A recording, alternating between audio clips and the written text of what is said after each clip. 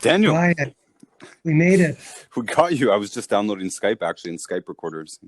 Maybe we'll have to do it that way. But here we are. We got you. Great, but I've got you on speaker. I don't want you on speaker. So here we go. Let's try this. How can I get you off speaker? Maybe speaker is the only way to do this. Well, I don't generally recommend putting a phone to your head. Can you hear me clear? I can hear you clearly. Of course I can. Yep. Okay, I'm all yours. Cool. Well, this is episode 7, I think. Episode 7 of Notus and Friends. And I've wanted to have you on since the beginning. In fact, I've wanted to make content with you for a long time. Pre-podcast idea.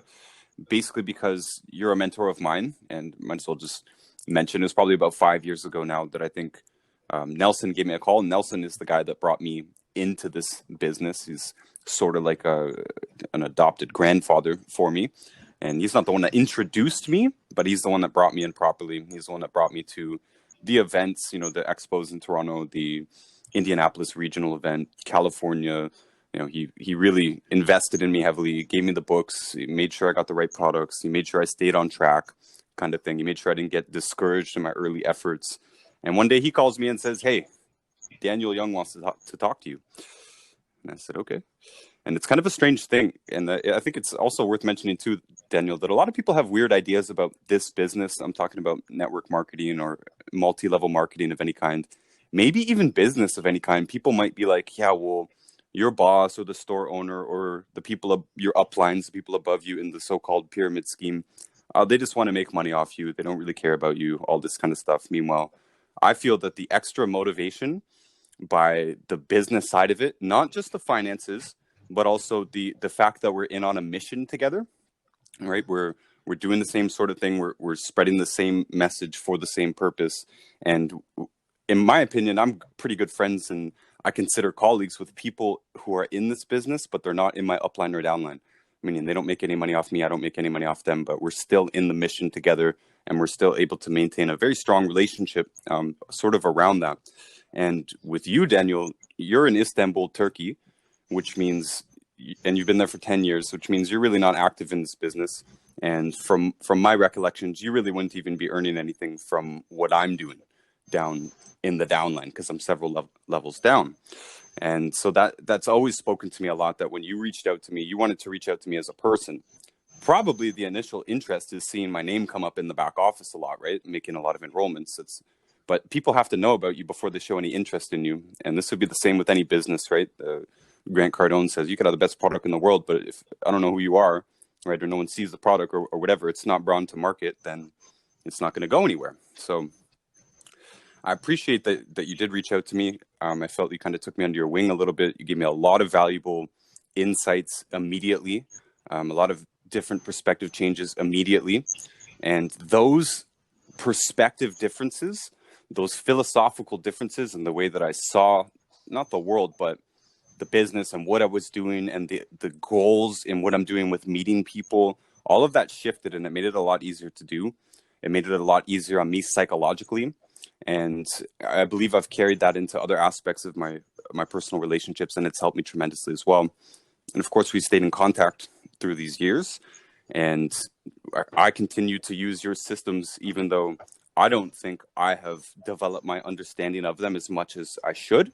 And so this is six systems, 6 life systems that you have either developed or adapted just from the atmosphere that's out there of useful sayings and useful tidbits, and put them concretely into these systems. And I do want to help you write this book eventually of the 6 systems, and I do want to create enough content to really get this into people's minds in the way that it was gotten to my minds.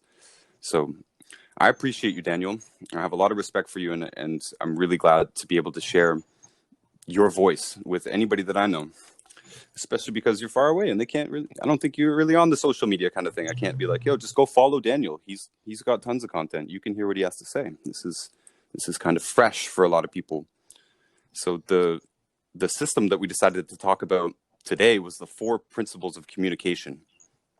And I kind of want to throw it over to you and ask if you have any way or if there's anything that you'd add to my introduction of you, is there anything that people should know about you, your story, and what makes you a person worth talking to, not necessarily listening to, because this whole personal development world is kind of a conversation. You do have to kind of be involved in it. So why should you be in the conversation in people's heads about how to better navigate life and potentially business?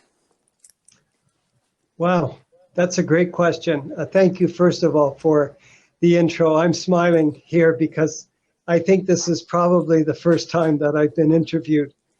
And I've always thought, because I listen to a lot of podcasts, and I've always thought that the success of the interview would be solely based on the success, the knowledge, etc., of the professionalism, etc., of the interviewer. And so thank you very much for the intro. Ryan, thank you so much for what you've shared. There are 6 areas I've defined in life. And I know you want to speak on the 4 principles of effective communication, and we'll talk about that. 6 areas of life I've identified: physical, mental, spiritual, financial, home, and social. And we can possibly talk about this and about other things at a later date. But I believe the reason that people might want to speak with me is because although there are 6 areas of life, they're independent areas. And at the same time, in order to effectually work together, or effectively work together, I think they have to be understood, and there has to be a mechanism by which these 6 areas of life can synergistically function together to produce balance and harmony. Now, what often happens in life, and I've said this before, that although there are 6 areas of life, we can find health in each of these 6 areas of life. We can also find stress in each of these 6 areas of life. But pain, I've identified, pain can come in one of three ways: physical pain, mental pain, and emotional pain. And the difference between stress and pain is, to me, degree and measure. You can have financial stress, for example, and then you can realize that you're short for 1 month. Reach out to someone and say, I'm short 1 month. I've got some stress with respect to making a bill payment. Can you help me? The person comes through with the money. Your stress is pretty much eliminated. And so we don't really want to experience pain on a regular basis. We've heard the saying, there are many wise sayings that have come down through the ages. And the reason that I think these sayings are wise and that they've lasted through many centuries is because there is a lot of truth in these sayings. And so they've been handed down successfully because there's merit. They're true. And I've said that pain can be a great teacher, but a deadly master. So if we look at having health initially, then we look at stress. We look at managing that stress so it doesn't become painful. If the stress is not managed, and or we have a traumatic event, which does happen, stress becomes trauma, and of course you could have fallout, physical pain from the trauma, etc. But we want to try to manage that stress. I don't think it's the stress that kills. We've heard that stress kills. I think unmanaged stress kills. And so I think because the stress is inevitable, right? At times, correct. And so I think for someone to want to talk to me is, I think, someone who recognizes that there's something that I've said that rings true to them. Maybe they're dealing with something physically that they may want to talk about. It could be they're struggling. Each of these systems, they are all tied together. So, for example, when you initially touched on this business of ours, network marketing, having somewhat of a soiled reputation, or one of the things I say is conclusions are killers. And I say, as others have said this as well, people don't care how much you know until they know how much you care. And I think often when we're introduced to a business or a person, etc., we've been told something about them, or we're concluding something, and we're closed off. We're not open to the truth. So where the 4 principles of effective communication comes in is, say, for example, you're having internal dialogue, and one of the systems I've entitled The 2 Voices ties in very well with that. And this is the first podcast we're doing.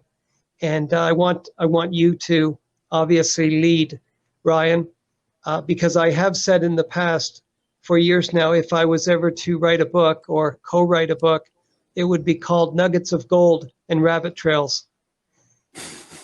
My mind works in a highly functional way because I have a lot of different responsibilities.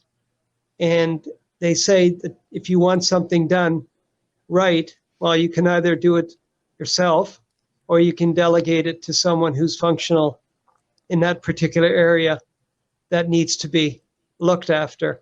And so I am highly functional, and at the same time, my mind does tend to race. So you keep me on track, please.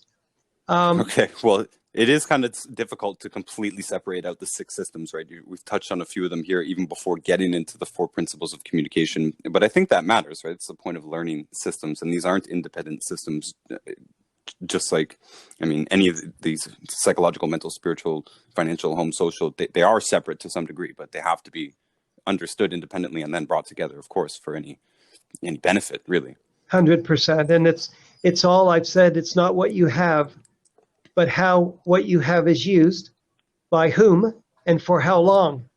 And that one saying is worth its weight in gold because it can be applied in any and everything.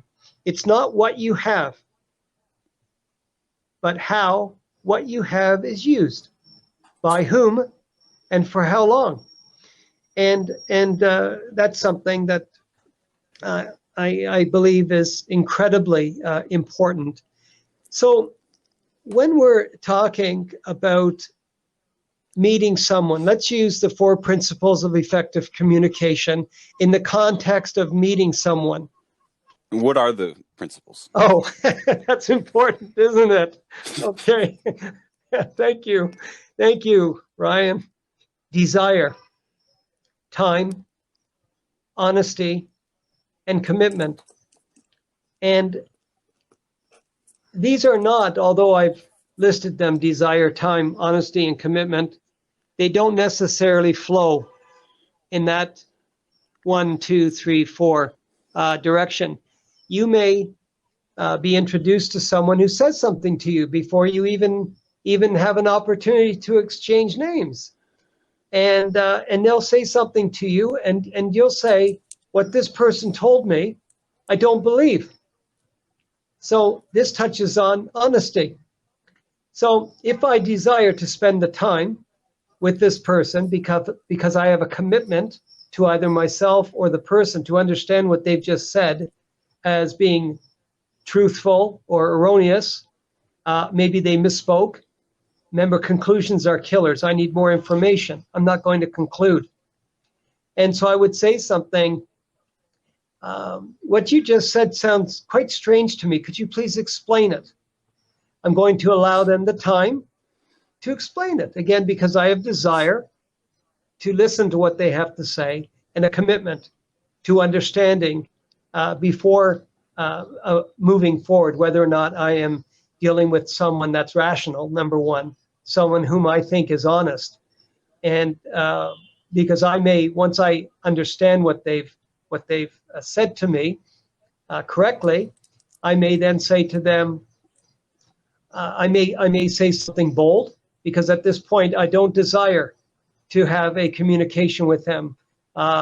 In most instances, I will not associate with people that I believe are not speaking truthfully to me. And there are reasons. You touched on psychological reasons. There are reasons for that, that people lie. Often it's based in fear.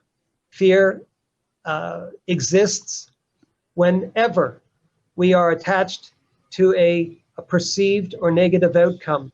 And these are, although I'm saying these quickly, I've spent decades of my life in I want to say solitary confinement, learning all of these things that we're sharing together right now.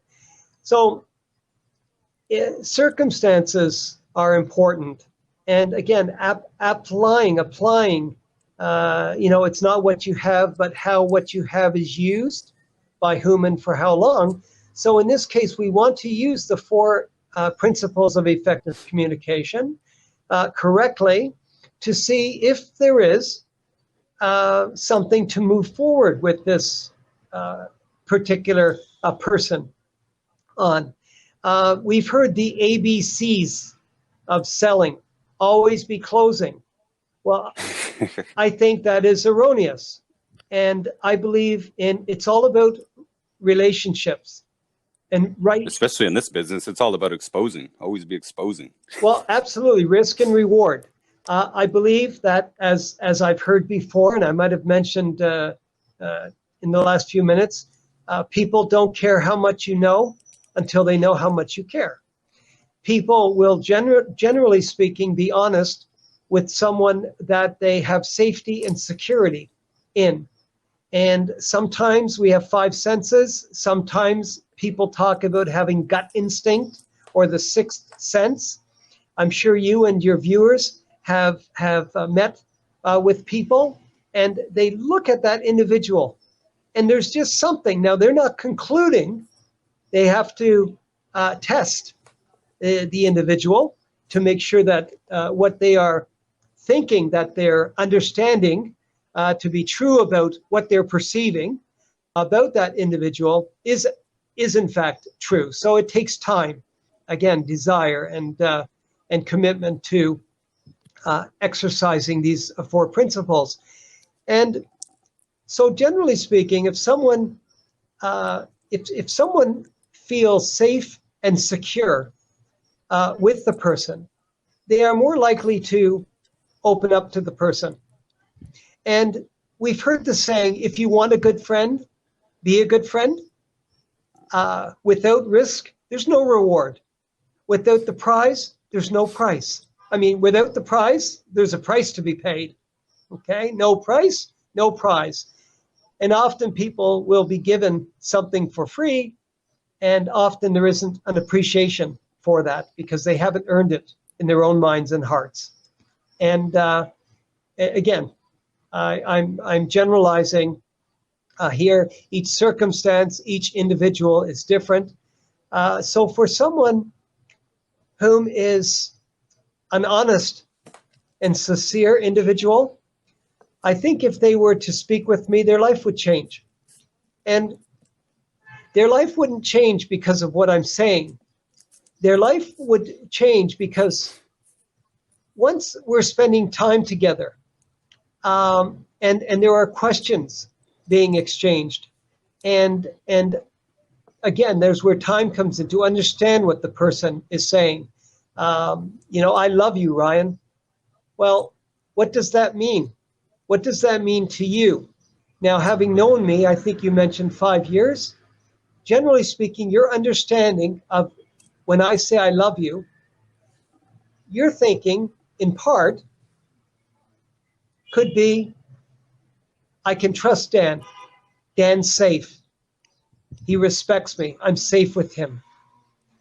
Love to me, in a word, is sacrifice. And so when I say I love someone, that means I'm willing, or I am in the moment, sacrificing for them. Generally speaking, there are three things that people will sacrifice: time, talent, and treasure. We talk about in our business, in the health and wellness business, and possibly in many of the businesses, whether it be multi-level marketing or conventional business, is we're looking for time freedom, we're looking for financial freedom, and health freedom. So I would say that I'm in the position most people are not in. I've been in Istanbul since 2010 officially. I was married in 2010, and I've been retired since October 2009. And I am fortunate to live a lifestyle that basically has all of my financial needs met. If I and my wife were not to earn another penny, through our different businesses that we have, just basically we could live off the interest and the capital that we have. So I'm in a position whereby I don't need anything from you, Ryan. The love that I have and the need that I have is to give to you. I have a love for you. Now, what you give back to me in return is more precious than money to me.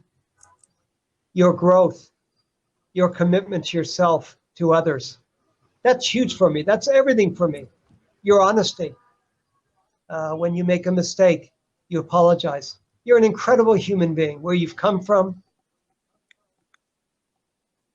you're going. And think about it. We've spent a lot of time together. The intimacy that we have together, non-physical intimacy, of course, is incredible. The level of trust and commitment we have to ourselves and to each other is incredible. And so for anybody that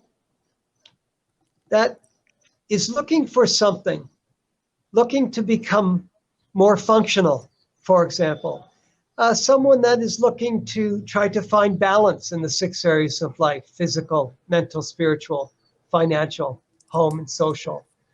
Someone who is dealing with some pain or some stress. Someone who just needs an ear. Someone who can, and being this far away, can be a blessing as well, because a lot of the people, or anyone that would call me, they could give me their name. No problem. They could give me a fake name. Doesn't matter to me. I'll take their call. I'll have a chat with them and see where it goes. They're safe with me. People are safe with me. Liars aren't safe with me. They're safe with me in the sense that I'm not going to go out and talk to people about them, but they won't really have much of a relationship with me unless they want to change. And change, I've said before, and I actually heard Deepak Chopra share the other day. He said it a little differently, but it doesn't matter. The only constant in life is change. And it's so true. Biochemically, physiologically, psychologically, just there are so many things happening in each moment. And I say people are changed, but people don't change. So I think I've answered your question. I hope I have, and I hope there's something of value. Someone, I one think of you your have. lists. Okay. Well, you've definitely given a ton of tidbits, and almost any one of those little points, little phrases, if someone wrote them down and began to implement that in their life, or began to understand that and dissect that, then I think they could apply it. Now, what I like about your system specifically is because they're not telling you what to do. They're not telling you how to communicate. This isn't neuro-linguistic programming. This isn't Dale Carnegie, How to Win Friends and Influence People. This is not mimicking people's actions. This is not being a chameleon and adapting yourself to other people. These are literally just things to consider when you are talking to somebody. You know, before I meet with somebody, before I talk with somebody, I have to consider what their desire is. I have to consider the time they have available, or if time is part of the desire that they're seeking, or part of the problem that they have, right, in these areas of life. I need to take into consideration what their problems in their areas of life may be in relation to how I'm going to communicate with them, because in many cases, I am ultimately trying to give them the answer, and I'm trying to sell something in association with that answer, even though a lot of what they're going to need to do is going to be beyond what I'm selling them. It's going to have to do with their own lifestyle changes and choices, having to do with their commitment and their desire and their time and their honesty about this as well too, right? A lot of people will put up objections that aren't the real objection, and there'll be a hidden objection there somewhere that you have to kind of pry out or sense out for yourself. This is unspoken objections being much more likely to be the actual objection. You know, someone could say, and this could have to do with relationships or work or business or purchase, anything. They could say, I don't have enough time, I don't have enough money. Those would be the two first biggest excuses that we put up to not do anything, basically, right? But almost always, if we are honest with ourselves or honest with the person we're talking to, the real objection is something else. The real objection is probably going to be something more like, I don't want to make another mistake, right? This might be something in a similar category of mistakes I've made in the past. I used to work at the gym, for instance. As people would come in, check out the gym, and I know there's a certain percentage of those people who already paid for a membership somewhere else and didn't use it. And that could be part of the unspoken objection and their hesitancy for signing the membership. Our price was quite good, right? Our services was very open. You know, if you were looking for value in a gym, this was it. So if someone might say the cost objection, and it's not, because we compare well to everywhere else and you get an excellent service. The question really is whether they're going to use it or not. In some cases, the question might be what their friends and family are going to think of them. You know, in some cases, it might actually be money, but it might not be in how much it costs, but how am I going to pay for it? How am I going to fit it in? Right? This is where you get finance plans coming into a lot of businesses, right? Because the objection isn't cost. The objection is actually handling the cost, if that makes sense. This is also why the credit business exists and why a lot of these purchases are done on credit, including in our business, right? So finding the objection, ultimately this is to help people though, right? I want to switch back. Part of the reason that Daniel helped me is that in the early days, I was very hungry, first of all, and I don't mean hungry as ambitious. I mean hungry as in starving, hungry as in not having money, didn't have a car, you know, eking out a living, constantly behind, right? Constantly having to keep afloat by borrowing money or whatever, hustling things, doing tattoos on the side, whatever I could to make the bills, to keep the bills afloat. Now, I was prospecting lots of people very ambitiously as well. I was reaching out to old friends. I was meeting new people. I was doing social activities and events to meet people and gain prospects. And what I was doing, though, was that when I was finally sitting down with them, or I was on the phone with them or whatever, in my head, I was there to make a sale, right? And Daniel, you mentioned conclusions are killers. And I don't know how many times you've spoken those 3 words to me, but it must have taken 100 times to sink in. Meaning that when I went to meet with someone, when I went to talk with someone, and this could be a romantic date too, right? Same thing. I'm not going there for the close. It's not always be closing. I am expecting a close to come if I'm honest about the value proposition, if I'm able to get the value proposition out, right? If I'm able to actually put it on the table. A lot of people, they fail before they get the proposition out, right? They say, hey, mom, I can help you with your diabetes. Or, hey, dad, did you know you don't need knee surgery? And they say, shut up, you're stupid, or something. And they get thrown off. They never actually get to a point to say, hey, dad, if you do this, if you take these specific products and you avoid these specific foods for this specific amount of time, you can expect this specific result. That's a proposition, right? And getting to that point, I'm confident that our value proposition is quite good. I'm confident that the customer, and I don't mean to make this conversation solely about business, but this can be extrapolated onto anything else as well. I'm confident that if the person that I'm meeting with doesn't decide to do the advice that we're saying, they will be worse off, right? Meaning I'm convinced to my bones, and this is the whole Grant Cardone, you got to be sold first to sell kind of thing. I'm being completely sold on this. I was healed from this. Daniel, you were healed from this. We've seen miracles with this. There's no question in my mind that the customer is better off making the purchase than not making it. But I'm still not there to make the sale, if that makes sense. I expect if everything goes well and I answer the questions and I'm honest and I show up, and you mentioned people don't, care until they know how much you care or something like that, and they know what you care about. That's how I interpret it more, is like, know what you care about, because I don't see it as I have to necessarily care about the well-being of the person, if that makes sense, especially after years of dealing with strangers that I'm really not able to develop relationships with. Often I'm taking calls from people I've never spoken to who are being introduced to me by people I've never spoken to, right? So these are complete strangers to me, and to me it's dishonest of me to say that I'm here for you. I am here for my own business, but in that business, I have to make sure that the customer starts in the best way that they can to maximize their results, that they do get the best value that we can provide to them, and that they do actually get results. So if they know that I care about their results, because that's the baseline of my business, I try and make that clear, and I feel that takes a lot of the maybe the hostility away, right? People might be like, "Oh, you're just here to sell products," and I can stand strong and say, "We're absolutely here to sell products, but they have to work, or I'm not going to get the financial benefit from it if it doesn't work for you." If that makes sense, we're going to make a quick commission, never going to see you again, and quite honestly, this little coffee shop meeting or whatever isn't worth a small commission, right? In most cases, it's not worth it to do a one-time purchase. It really is only worth it if they do make the commitment.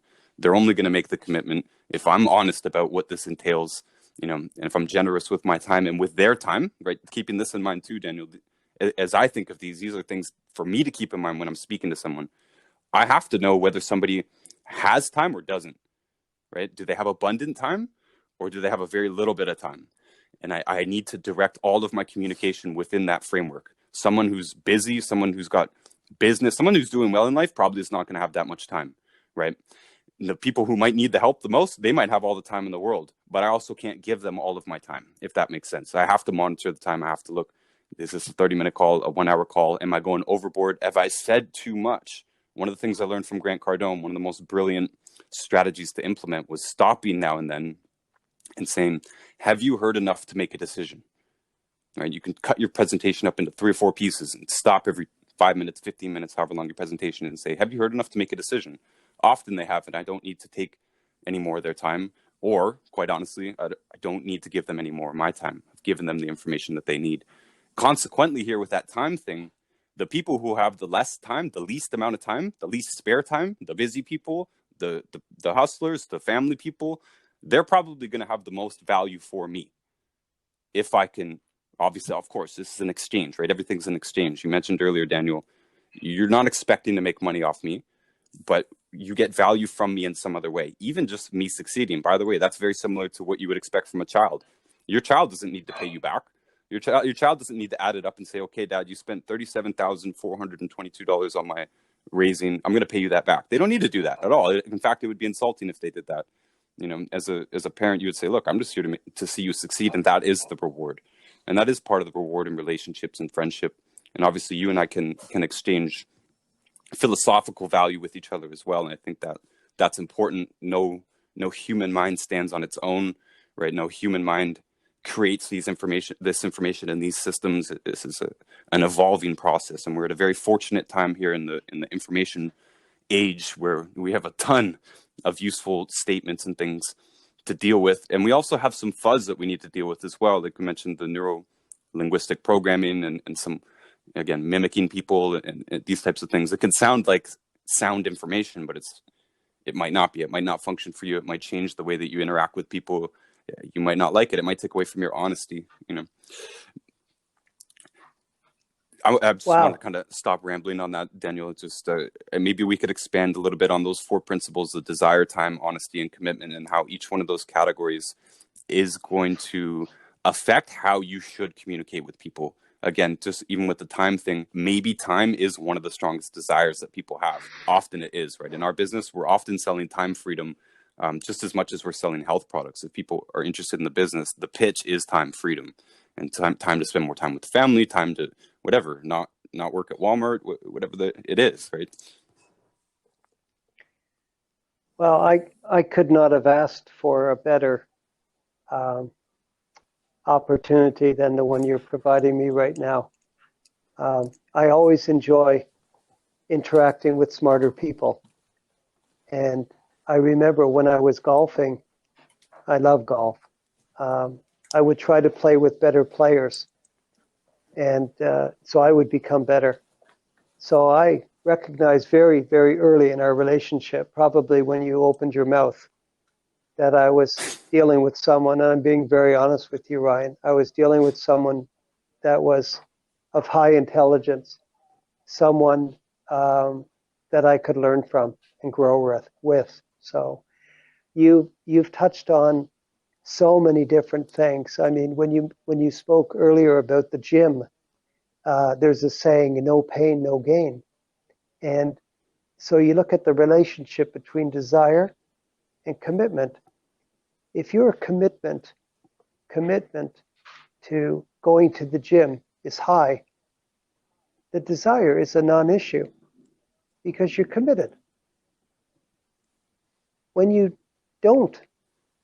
not committed to going to the gym, the desire is very important.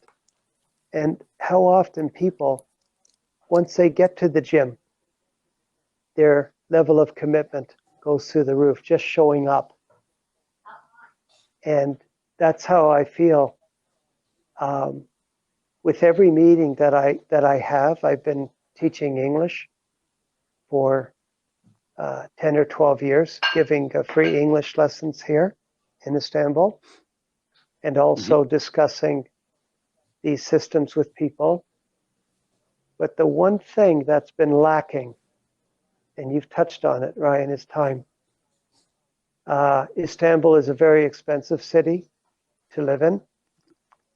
For example, where we live, just to rent an apartment in this area would probably cost 1.5 months' wage. And nobody, generally speaking, somebody working can't afford 1.5 months of their wage for a month, right? It's mathematically, it doesn't work. And so people are hustling. There isn't the balance right now, certainly in this city or in this country. And so the young people don't have any time because they're trying to earn the money. And if the longevity, I'll speak about longevity briefly because that's the company that I'm proud to be associated with. If longevity had a system or a presence in Turkey, we have office space. I know a lot of people. I have a lot of time. I could generate great incomes for a number of people. It would be very, very straightforward. Can you before you go on, can you elaborate on that concept just for a moment? Again, people think of the pyramid scheme and they think that it all just trickles up. And in my opinion, the problems trickle up, right? The complaints trickle up, but your earnings are absolutely up to you. And I can earn more than the people above me. And you, Daniel, could, what you're saying, find people in your area who do have problems here in these areas of life, and you can identify their desires. One of them could be for more time. One of them could be for more finances. And you could actually provide them an outlet or an opportunity that they can make more money than you can. So when you phrase that, I just thought that was clever to jump in on, that you said you can make people a lot of money. Yeah, you can make people a lot of time. It's not you will make some money from that, but they be the primary beneficiary of that. 100%. And as I said earlier, and I'm being very honest with you, I think you know my circumstances. So you know when I say that I'm in a wonderful position financially, you know for a fact that is true. And we're dealing with, for example, a currency that's lost over 80% of its value since July 31st, 2008, when I first showed up here, and we're still doing fine. So finances are not something that I manage. let me be clear. When I was in Toronto, for someone that didn't have time or didn't have money, the way that I wanted to do the business, see, everybody's different. There's a word that I have a lot of respect for. It's called autonomy. Now, there's a lot of talk about free will. I don't believe in the concept of free will. I believe in autonomy, the freedom to choose. I believe our will, moment by moment, is always being directed. And we can say by a positive force or a negative force, but that's for another time. And what I would do, first of all, pyramid schemes, unless they've changed in the last day or so, are illegal. So, for example, I don't ever speak with someone that would think that anything that I would be involved with is illegal. If that's the case, if I've just met someone and desire, time, honesty, commitment again, and they say something along the lines of what you're involved with is illegal, and I may say, I'll accept what you're saying, and I'll move forward with this conversation. But if we're to have a second conversation, I would expect you to have learned enough about me to realize I would not be involved in anything illegal, immoral, unethical. I may ask the question, what do you understand the pyramid scheme as being? And shut up. I'll listen to what they have to say.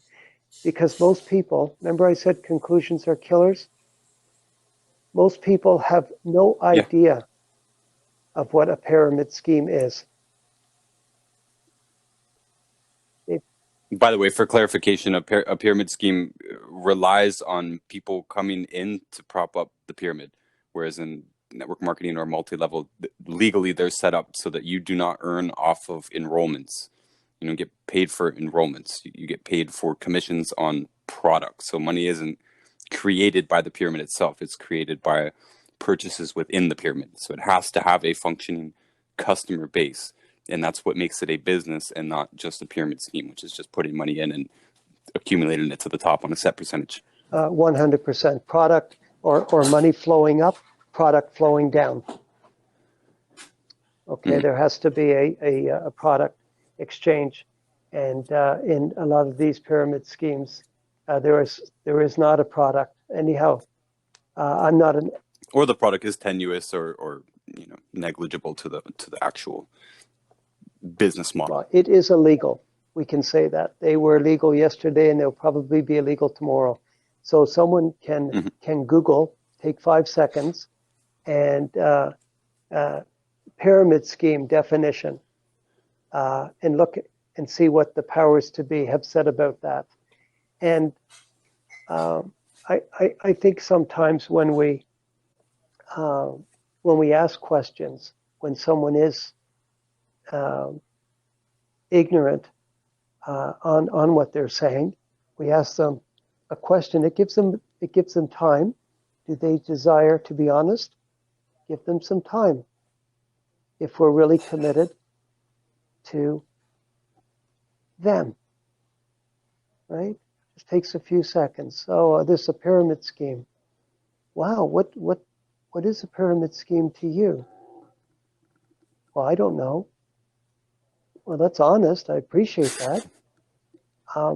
Yeah, a lot of arguments could be avoided just by asking them to explain what they actually mean. This is like a standard philosophical debate ethics as well. If you don't understand the other person's position, then you can't argue against it. So often I see so many people just dive into an argument when you could have just stopped and said, hey, what did you mean by that? 100%. And when you say dive into an argument, we don't see arguments in desire, time, honesty, and commitment. And one of the things, let's talk for a moment on emotional triggers. So I get triggered. Somebody says something, I get triggered. An emotion is triggered, and I react from my heart versus responding from my mind, place of logic. And I realize that I made a mistake, and I'll stop. I'll spend the time, I'll be honest with the person, and just say, listen, I apologize. I got triggered, and I was wrong to say what I said. Can we continue? So just being honest. And that also gives the other person permission to make a mistake too. You're looking for people that are generally people that you want to really spend time with. I'm a little bit distracted. I've had to move my position, and so I'm a little bit distracted right now. So I'm going to go back to where I was a few minutes ago. I apologize. Yeah, the connection got a little bit weak there. I want to jump in on honesty, and this is another misconception about sales in general. And this is also, I mean, Daniel, I don't know if you know, I run a conspiracy page, kind of a cell phone tower page on Instagram. It's got something like 16,000 followers or something like that. Maybe even more than that now. And people will get kind of upset with me because they'll reach out to me and they'll say, "Hey man, how do I wake up all these people to 5G and to chemtrails and to these problems with the world?" And it's very similar to them reaching out on the other account and saying, "Hey, how do I talk to my mom about her diabetes?" Right? It's a sale is what I'm getting to. And a lot of people will be thrown off guard when my answer to them, because they're looking for like some solid advice, evidence or something like that, right? They're like, how do I convince people? And I think they're expecting me to just send them a PDF or a video that's like, don't worry, that video's got all the answers. It'll convince anybody. No worries, 100%. Right? But that type of material doesn't exist. It's really not, things aren't really sold on that, right? Things are sold more on trust and on stories and rarely on content, especially third-party content. You want to use third-party content to back up what you're saying, but the sale is based on you and your honesty. And I'm saying this because I'm a big consumer of Grant Cardone's audiobook, Sell or Be Sold. I must have listened to it close to 100 times or something like that. And within it, he describes the perfect sales process as being the perfectly transparent sales process. And that might sound the complete opposite to what people expect from a retail or from a network marketing business, any business. They might expect that the salesperson is hiding something from them. Where in my experience, first of all, I know a lot of salespeople now. I'm good friends with a lot of salespeople, and I would say they're my favorite people, actually. If I tally them all up on the list of my favorite people, if I had to choose a top 20, a whole bunch of them are going to be salespeople. And it's because of this honesty, you know, and people, again, they look down on used car dealers, whatever. I went and bought a used car from my friend last year. He gave me an excellent deal, and his business didn't make any money off of it. And he could have taken more. Just an example as well, a real estate agent that helped us buy this house, she voluntarily took 2%. There's no reason to do that. It's not going to help the sale at all. We would have happily given her 5% that she earned. You know, she said, "Oh, I'm going to take 2%." Okay, whatever. But in this business, I've found that being as honest as you possibly can has skyrocketed my ability to sell people, because I am selling them on the trust. I'm also there to take the responsibility in case something happens, right? Part of a trust issue might be, is this person really going to take care of me after this? Right? Is this person meeting with me right now? Are they just going to sign me up, get me the product? I'm never going to hear from them again. Is this company going to take care of me? Right? In our business, in any business, they might say, do the products even work? Is my purchase going to be insured from that? Is there a refund policy? Basically, things like this, honesty.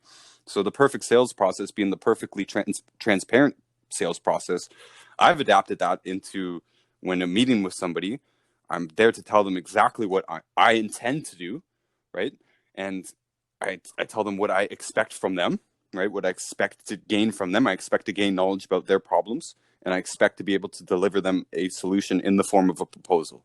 And within our numbers, the numbers are open. Bam, here's the wholesale price. Bam, here's the commission price, right? Yeah, I don't know if I was taught, but early on, I was prone to give my commissions away. A lot of people are prone to give their commissions away. They're signing their friend up or their mom up or a stranger up, and they're saying, look, You know, I know this is the price, but I'll lower it for you. I'll give you my commission on. And like, there's no reason to do that. It's very hard to sustain a business that you're not making any commissions on, right? My friend that sold me that used car at no commission for his business, you can't do that for every car, kind of thing, right? And it's also not necessary. And as customers, we should also understand and appreciate that businesses do need to make money, right? And we sell frequency tuning disc bracelets, for instance. You could totally go buy a bracelet yourself and save a few bucks and drill it out yourself, or you could just you could understand that we're carrying that for you. That's part of the value that you're purchasing. Just saying that there's no hyperinflated numbers anywhere. There's no random 80% markup anywhere. You know, there's no hidden fees. There's nothing like that, and there's no subscriptions that they don't know about, right? All these kinds of things. And for you, I don't know how many network marketing businesses you've been prospected for. I was prospected for quite a few, and I always felt like I just wasn't getting all the information. And now that it's been 10, 15 years post, you can see that a lot of those companies didn't actually make it. A lot of those companies filed for bankruptcy pretty quickly. And I do believe it was because in their process of accumulating distributors and training them, that they didn't enforce honesty into the protocol for communicating with people. Honesty both about why you're there, what you're going to gain from it, why they're there, what you expect them to gain from it, but also the overall company, climate, industry, products, everything, right? And as I've shifted my focus to that and shifted my focus to delivering the information itself, sales have skyrocketed in the form of prospects have skyrocketed, right? We have inboxes full of people coming to us all the time. It's a network marketer's dream to have dozens of people lined up saying, hey, how can I buy your products? Hey, how can I get started? Right? And you just have to actually answer their questions honestly, right? In a time frame that respects their time and our time. For instance, people come to us pretty much no matter what they say. We're going to say, hey, we can help you. We just need more information. We give them a list of questions and we get out of that conversation and go on to the next conversation. Standard procedure. Whatever they answer, whatever their answers are, the next time that we come back to that, this is our protocol, we give them all of the information that they could need. And this isn't literally everything because that would mean that they get a pile of books sent to their house. But it's all of the core information, meaning there's no cat and mouse. There's no, we're going to give a little bit, we're going to get a little bit. They teach that in sales too sometimes, by the way, right? Keep them talking, you know, and keep this exchange, make them work to get information from you basically. But no, we just, bam, slam them with it. Paragraphs and paragraphs and paragraphs, all in pre-typed out, cut and paste kind of things, mix and matched appropriate to their answers on the questions. But Daniel, I'm saying this because if somebody had been following me for a while, they actually already would have known that. Meaning that if this was a store situation, before they've ever entered the store, they know what the process is going to be like when they enter the store, if that makes sense. To me, that's a comforting thought. To me, it takes a lot of the pressure off of all these unknowns. Again, are these guys just trying to sell something? We're very clear that we're trying to sell a lifestyle. 90% of that we don't get paid for. We do get paid for the products. And we're also giving the service of helping you through that. We're giving the service and the option of coming back for more questions and answers. But again, these are part of the unspoken objections that could come up within the sales process. I hope I'm circling around this appropriately, because when these objections, again, are these people really going to take care of me? Do these products really work? Can I really trust these guys? What are my friends going to think of me? All these stuff. If that's addressed first, if that's addressed in the presentation itself, right? When we're answering questions, we're telling people how they will expect to deal with us.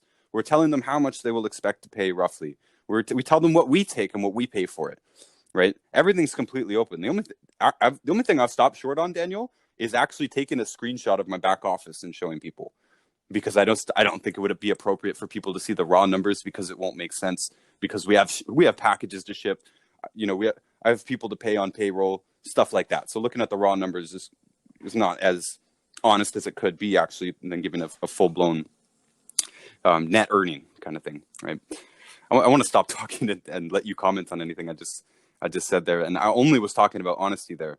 And this is only about sales. But of course, this goes for relationships too, right? Of course, dishonesty is going to be one of the biggest pollutants that you could possibly introduce to any relationship, whether it's with a teacher or a friend or a spouse, a child, anything, right? Like, I believe personally, Daniel, just, you're going to jump in after this comment, I believe that catching my parents lying to me about Santa Claus actually harmed our relationship forever after. And that might sound kind of extreme. Maybe it's not the case with everybody, but I remember dwelling on that, being like, how could they lie to me about that? Is that too much? Am I psychologically unhealthy for reacting like that? Or is that an excellent example of how distrust can be created and how very, very difficult it can be to rectify that? Well, if I look at what we said earlier, it's not what you have, but how what you have is used by whom and for how long. That incident with your parents and Santa Claus, although it created mistrust, it doesn't, and you touched on the fact that the relationship was, damaged as well. Nothing's over until it's over, right? Mm-hmm. Conclusions are killers, for example. Nothing's concluded until it's ultimately over. Sure. I mean, you could have a discussion one day and they could say to you, Ryan, we told you about Santa Claus because that's what we were. See, I believe the reason, the motive for why people do what they do is what we're to judge. Okay, why do I do what I do? Not what I do necessarily, but why do I do what I do? Were they trying to hurt me? But again, there's a healing process and we're all individual and things mean different things to each of us at different times, depending on our circumstances, depending on levels of stress or pain or trauma. So these are things that we can touch on. Look at how you're being affected by that Santa Claus incident. If that didn't happen, for example, would your relationship, because I think you've got a great relationship with your mom, from what I understand. She'd probably be listening to this too, by the way. Okay. I think, Mom, I completely understand why you told me there was Santa. Perfect. I think the healing's been actualized, so that's wonderful. But you really want to look at the motive, why people do what they do, why you do what you do, because that's where you'll find the truth. And what you're talking about, with many of the different things that you do, handling objections, managing expectations, for example. You look at prospect, present, close, follow-up, prospect, present, close, follow-up. And I've been asked, who do you follow up with? Well, in my longevity business, I never followed up with anybody. And I'm not planning on following up with anybody. And if people do follow up, which is fine, who do you want to follow up with? Well, follow up with people that want you to follow up with them. And that can be structured.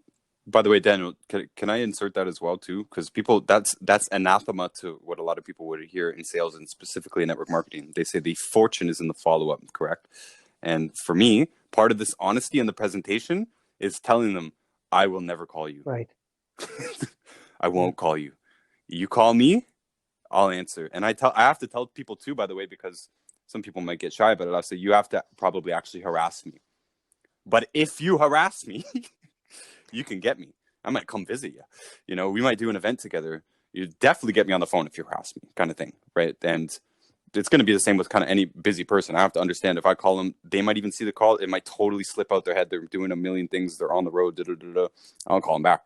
I'll ask them again, right? And often too, I've been rewarded in life for this and had them kind of say like, good thing you kept bugging me, man. I totally forgot, but I liked you and I wanted to get to it. So good thing you called me back, right? Stuff like that.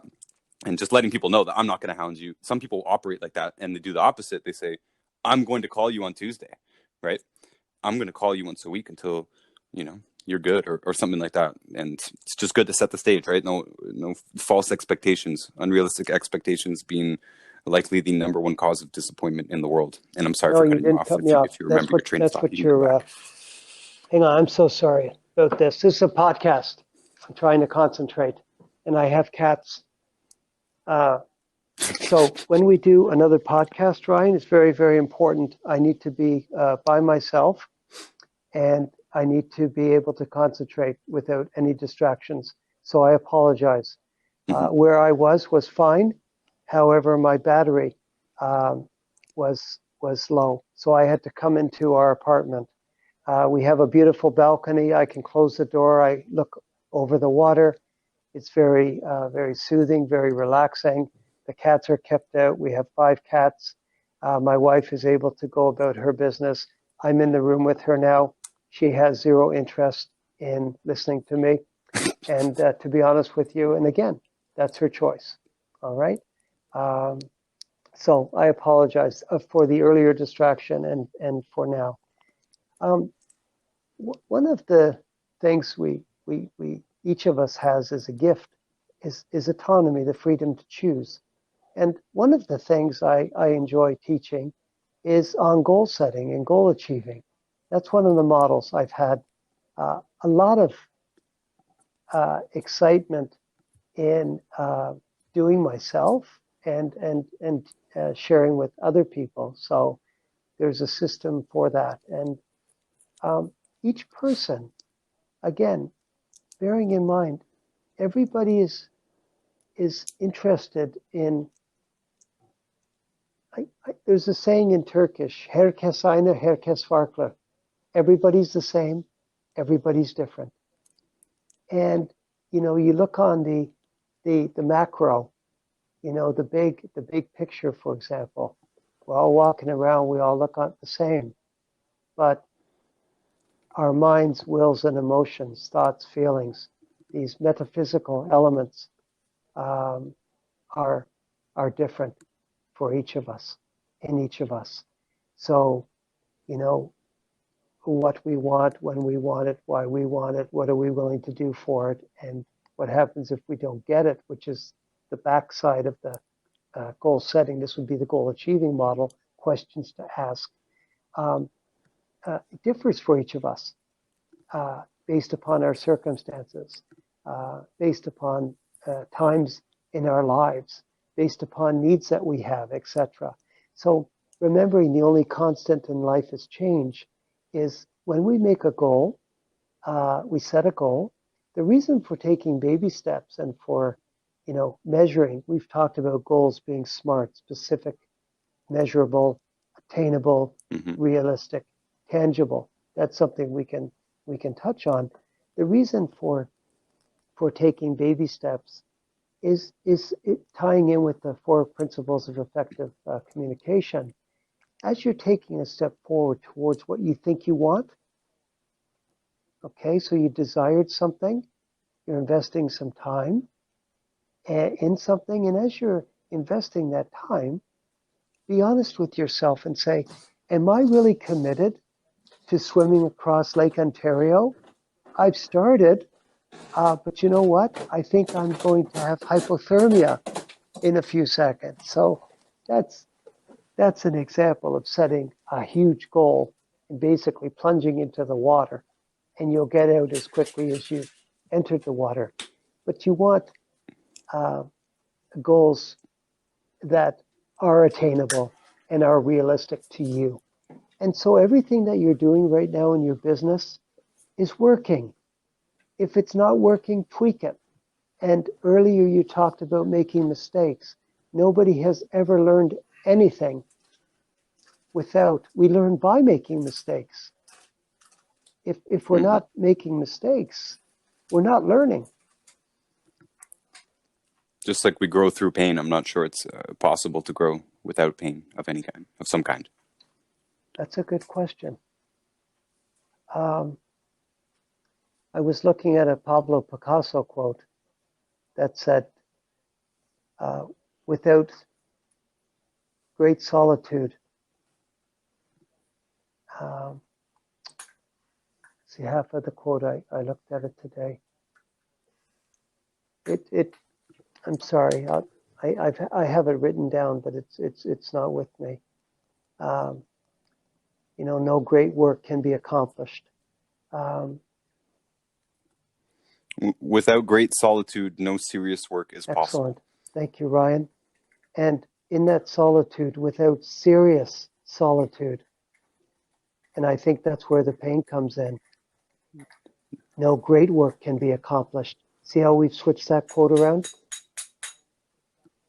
Because when you're by Mm-hmm. yourself, when you're feeling alone, there's pain in that. There can be pain in that.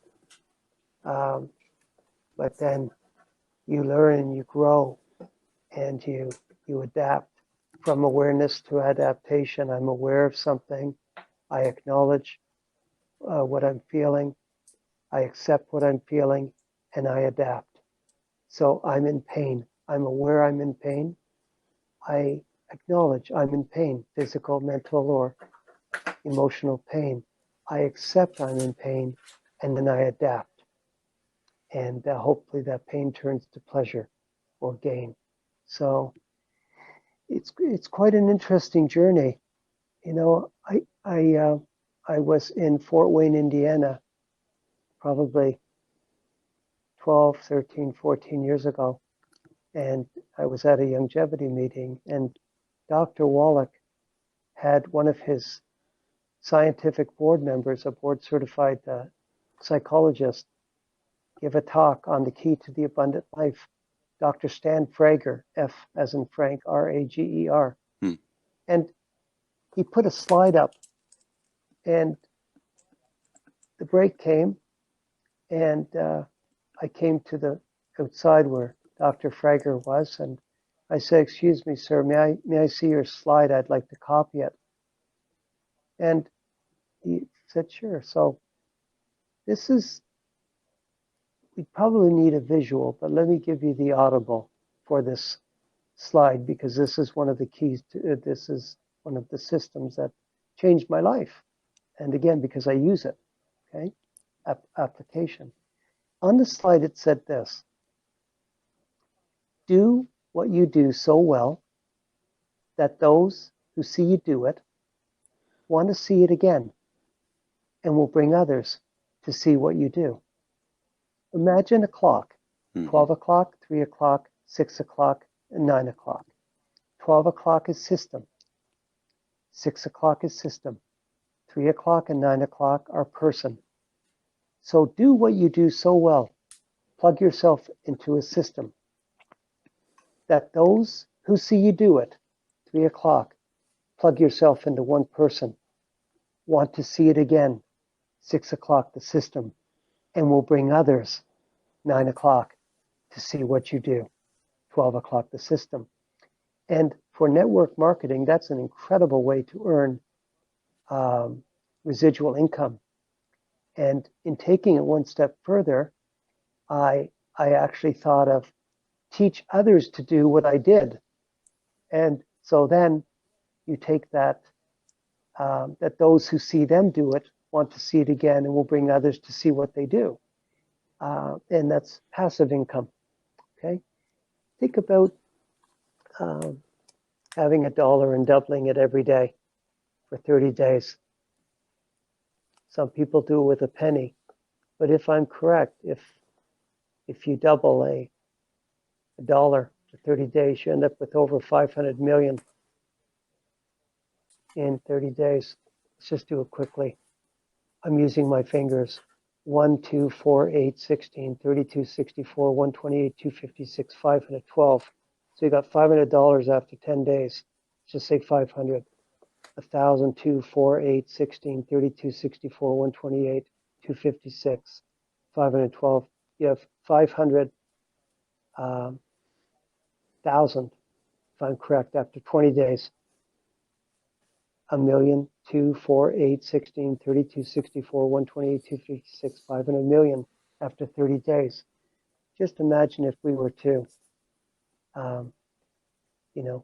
one person, that we were able to change one person's life and then they affected change in another person's life. Imagine how many lives could be changed. We talk about nutrition. We've heard the saying for many years, an ounce of prevention is worth a pound of cure. So look at this model of health, for example, prevention, diagnose, treat, cure. So if we can prevent illness, diagnosis, sometimes we could develop a malady, you get it diagnosed, but maybe go back to the nutrition that prevented it or prevented most um, diseases in the first place. And you may need to continue with your protocol that you've been using, maybe add some health and wellness products. There may be some pharmacology that's necessary, but it doesn't have to be either or, it can be both and. So I wanted to say one other thing, and I again went on a rabbit trail, nuggets of gold and rabbit trails. But I think it's I learned a lot I'm on this glad. trail, so. And so goal setting, goal achieving. You know, when you meet someone, each person is different, and so I would just I do support no pain, no gain, and one of the models I teach, the 10 principles of perfection, which we've never talked about, you and I. 10 words beginning with P. It's a system that I think I only have them written down, but we never actually did go into full detail on it. Yeah, it's a 4-part system. You know, the power behind the person, with the pain, problem, plan, path, purpose, position, possession, property, and in each of these, you either have the power to move forward or you don't. It's the fact. If you don't have the power, what do you do about it? There's life is cyclical, and I wrote this on the little sheet that I sent you today. Life is cyclical. There's 4 cycles of life: flying high, running, walking, and waiting.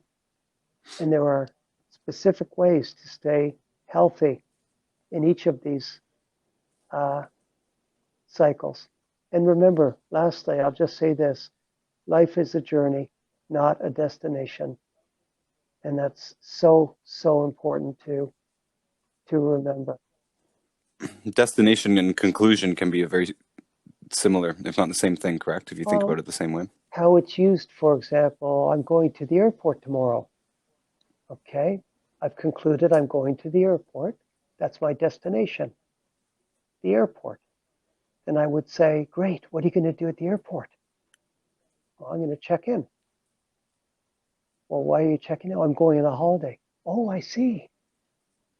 Right? So you have an immediate destination, but it's just part of the journey. Just a step. Right? Mm-hmm. That's why baby steps for setting goals. But if you see destination as an end, then it becomes a conclusion. Oh, absolutely. And conclusions are killers because everything stops. Dreaming stops, hoping stops, learning, growing. And I don't believe any of us know anything completely, not one thing. You talked about 5G. There were so many discussions on 5G. I talked with someone in, he's not officially with Mensa, the intelligentsia of humanity. He's not part of it. He didn't want to be part of it, but he's a genius, absolutely. And he went into great detail and gave his opinion on this 5G. And then he talked to somebody else, and they'll say something completely opposite.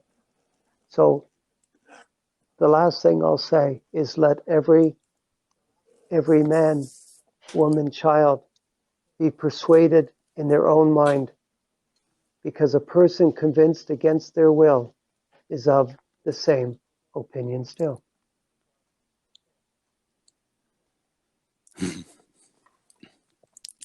Daniel, I think this was an excellent recording. And I think the next time that we return, we should talk about the goal setting, goal achieving model primarily. I think that's an extremely useful thing. And there is a lot of focus on goal setting in the personal development world and in the sales world and the network marketing world, but it's still highly, highly neglected. And it's not as simple as writing down your goals, right? Like you said, SMART goals, and that acronym, dissecting and understanding that is probably an hour's task that I think we should take up next time. And at this point in the podcast, usually you would ask the person, hey, why don't you tell us about how they can find you? But you don't have a website, you don't have social media other than Facebook. Daniel Patrick Young. I don't know if you're looking for new Facebook friends. That's not really what it's for. And you don't have a YouTube channel, and you don't have a book, and you don't have a DVD. And I do definitely hope that I can help you bring a book to market within, let's say, the next 3 years. Let's call it the next 3 years. It's been on the goal list for a while already, so maybe even the next 2 years. But I hope that people can. I hope that people did gain some value from this, and I hope that we do get a chance to explore these systems in even more length. And this is the type of thing, by the way, that should be listened to more than once. In my own personal development career, not only did I have to take notes while I was sitting there talking with Daniel or any other influential people in my life, I had to review those notes, and then I had to still go and repeat those, right? It's in the repetition that the learning takes place. So if you do find a really good book, or like I mentioned, Sell or Be Sold, Grant Cardone, I literally have listened to that 100 times or more, right? The Richest Man in Babylon, same thing, book, audio. There's a few of them. They're just recycle through. There's some books I read every year, and it's because they continue to be useful, and because you continue to gain more from these individual insights. It's because you don't need encyclopedias worth of information. You need to apply a few good points well, or you need to understand a few key points well. And that's why, even though there's only 6 systems, and there could potentially be more systems, it's about understanding them in depth that matters. By the way, Daniel, I don't know if I ever mentioned, Andrew's in the room here with me. I believe you met him. And we were on the road for a lot of years, some years homeless, kind of drifting, that sort of thing. We developed 3 rules for the road. Only 3 rules, right? Thought about a 4th, got close to calling it a rule. But at the end of the day, years later, there's only 3 rules. And we're not going to go into that now, but I'm just saying that those extrapolating on and dissecting those 3 rules and applying them in specific situations is all you need to know, basically, right? The details are all up to you. Just like within these systems, there is no details. These are things to think about. These are big categories to consider, and that's all. The words that you use is up to you, right? The message or the product that you sell is up to you. The method that you do it, do you doing coffee shop meetings? Are you doing events? Are you speaking in front of people? Are you making videos? Are you operating on Instagram like we do? There's so many ways that you can operate any business. And so these systems aren't there to tell you, like these YouTube ads you see, like, click this, take my course. I'm going to show you exactly what to do for this dropship method, set you all up. And I bet it is an exact do this, do this, do this, do this, do this. And it might have value. It especially has value if you're trying to change an alternator or build an IKEA shelf, right? But it's not that useful in navigating the very complex terrain of social relationships, especially when you bring sales or business into that equation. And so this topic here, I really hope does bring value. I doubt the value will be at its highest on the first listen. I do recommend listen several times. And by the way, Daniel, I created a new YouTube channel to put all of this information in it, because I had one that was kind of all over the place, and I want to stick that to making videos that are there to show people information, like a Dead Doctors Don't Lie Dr. Wallach presentation. It's made for the public, but then this account will be just for the people who want to spread this message further. And I'm sure they could listen to this and use this for another business, but this is specifically in demand for people that are trying to spread Dr. Wallach's message, or that are trying to help people in their lives using Dr. Wallach's products or whatever. And just like I mentioned earlier with the Towers account, people come into me being like, what do I do about 5G? And I'm telling them to study sales. It would be the same thing if you want to help your grandma or your boyfriend or your whatever, right? You need to learn sales more than you need to learn about the products. The products are very straightforward. It's not difficult to learn that, especially when you listen to Dr. Wallach and you realize that all the products are literally named for what they're used for in most cases. You do not have to have any level of sophistication or intelligence to understand the basic starting protocols, which is avoid the bad foods, take the good stuff, meaning to make the sale, right? But all the psychological stuff is what's going to get you there or not. And there's plenty of smart people and I'm one of them too. I thought I was a smart guy. I knew all the stuff about the stuff, right? I knew all the technical details, but I didn't know how to communicate with people. And my own goals were messed up. My goals were not smart, right? My own desires, time, honesty, and commitment were messed up. I was not clear on that from myself, and I was not taking those those principles into consideration in the people that I was dealing with. And so changing this has taken a while, and it has benefited my life. It's benefited my business. It's benefited my relationships. And it greatly, and I want to emphasize this before we go, it greatly emphasized the social mistakes, right? When I was neglecting to take into consideration people's time, desire, honesty, and commitment, and failing to take into account the 6 areas of their life that may be affecting them, right? Physical, mental, spiritual, financial, home, social. They could be dealing with something that I'm not even talking about, right? The person could be there in a spiritual, mental crisis, and I'm talking about vitamins, and they're not getting how that's connecting, right? So I have to actually target these things. And when I wasn't doing that, I wasn't being very successful. I was working very hard for not very much payout. And you realize, and two, by the way, right, one of the biggest, I think in our business specifically, biggest fears is that people will go and approach their dad or their girlfriend or whatever and get rejected or get into a fight or lots and lots of things. Lots of people come to us and be like, hey, my girlfriend's vegan, man. I don't know how to talk to her about this. It's so touchy. And that touchiness means that this could cause an argument. This could cause offense. Offense causes someone to become defensive, right? So there can be a ton of finesse in helping these people because these are the people that we care about the most, right? I was lucky. I went to my mom and I said, Mom, you got to take this. And she went, I said, Mom, you got to take this. And she took it, right? But it doesn't work with everybody. And it should not use that tactic with everybody. Brute force is not a way to do sales. You can get some results. Just like giving free product away isn't a way to do it either, right? By the way, a lot of people think that giving free product away is going to work. Meanwhile, in my opinion, probably 1 in 20, maybe 1 in 15, that's worked out for me.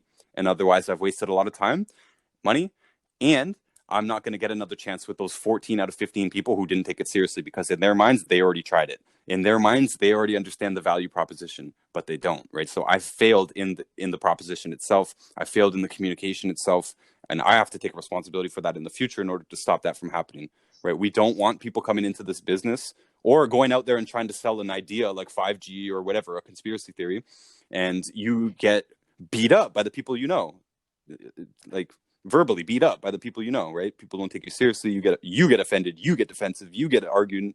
Now you got affected relationship. We don't want anybody affecting the relationships by their sales, right? If you fail to make a sale, it should not affect your relationship, if that makes sense, Daniel. And I hope I'm not rambling on the point too much because to me, it's very, very, very, very important that you can give people information without offending them. You can handle their objections without becoming defensive or making them defensive themselves. You can sense if somebody's becoming defensive and if you might have offended them in some way, right? People, by the way, get offended highly often by defects. We are claiming to prevent all birth defects.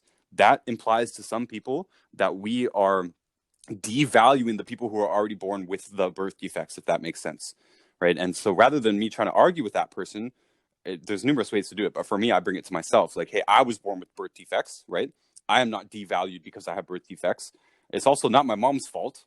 It's also not really even my mom's doctor's fault. They didn't know any better. This is a systematic failure. It's a systemic problem. So we don't need to lay blame on individuals. And when blame is laid on individuals, that's when they feel defensive. That's when they feel offended, right? So keeping all of that in perspective allows you to, like, this is also just knowing the answers and being able to inject them, at the appropriate time. There is an answer.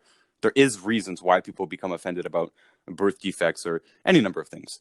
And if you understand that, then you can address that before that becomes a problem, right? Like the unspoken objections. If you address the unspoken objections in your presentation, then you're much better off. So for instance, with birth defects, if I'm mentioning birth defects, most likely I'm also going to mention that, by the way, it's very common for people to get offended at this information, but I'm allowed to put some kind of disclaimer in there, right? That at least recognizes the objection that is about to come. And Dr. Wallach's very clever with this as well, right? He will say what the objection is before he gives his rebuttal to it. Rather than just presenting the information, he presents it and he says, yeah, well, look, a lot of people say this about cholesterol, but here, right? If that makes sense. He lays it out ahead of time. And again, I hope I didn't ramble here too much, but this is the primary problem in people getting their footing in the network marketing business.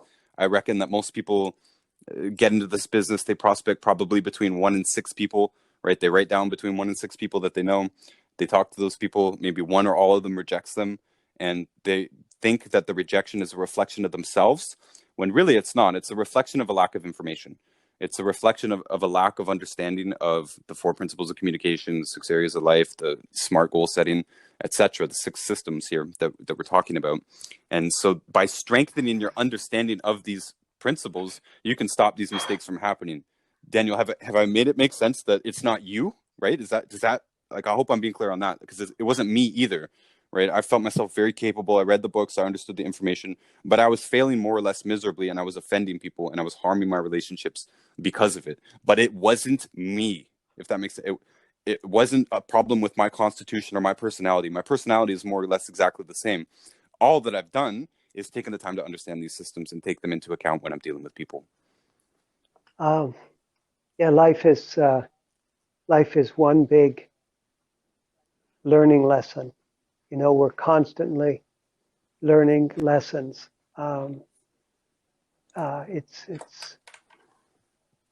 you've said so much. I listened to you, and I want to. Actually, I will make one comment with respect to the key to the abundant life system that I was touching on. Do what you do so well.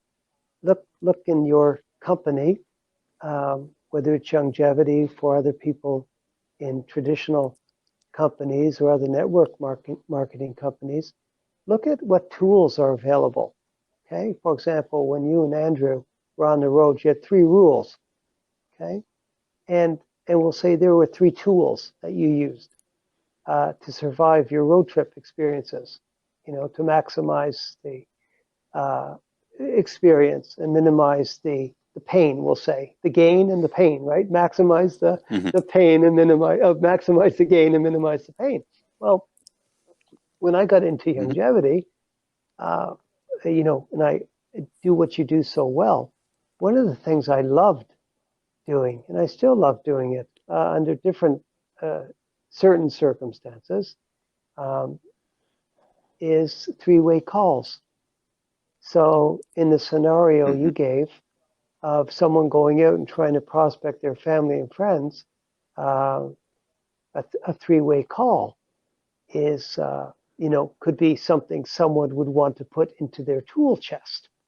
And so someone would call you up with more experience. Again, it's not how, it doesn't sound as though it's how your business is structured, and that's fine. So you wouldn't include that in your tool chest. You're not looking, from what I understand, at this point in time, based upon your circumstances, your goals, etc. You're interested in maximizing your time. You know the product work. You're a living testimony and proof of it, as are many of us, myself included. You want to get the products to these people, but you're not really interested in having a friendship or relationship with them at this time. It's not your main focus. And it also wouldn't be physically possible, truly. Right. So in your tool chest, for your business, I don't know how duplicatable the model is for your business right now, but right. Not so much. That's why we're making this content, by the way. Because duplicatability is important. But again, looking at the tools, you and Andrew had 3 tools or 3 rules, and look at the tool chest. So if I do get back to California, hopefully we'll be there in the new year, I'd like to start interacting with people and